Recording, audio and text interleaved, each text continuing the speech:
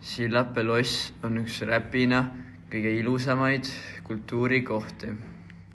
Mõisapark on väga suur, kus on palju ilusat ja toredat loodust, sellepärast on see meile üks väga tähtis kultuuriline koht. Räpina mõis oli omal ajal väga suur, tal oli väga suur maa-ala, mida hallata. Nüüdseks on Räpina mõisas muusikakool, kus on palju tublisi õpilasi. Räpina mõisas juhtus paari nädalat tagasi huvitav sündmus. Nimelt pandi toime pangarööv. Tehti seina sisse auk, tungiti panka, lõigati seifi tagapoolsesse külge auk, võeti raha ja joosti minema. Tollel ajal ei olnud liikumisandureid, ehk see oli lihtsam kui tänapäeval.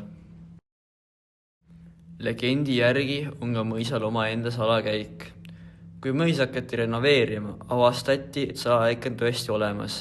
See viib mõisa juurest Räpina kiriku juurde, läbi jõe. Aga kahjuks on see käik täna kasutuskõlbmatu.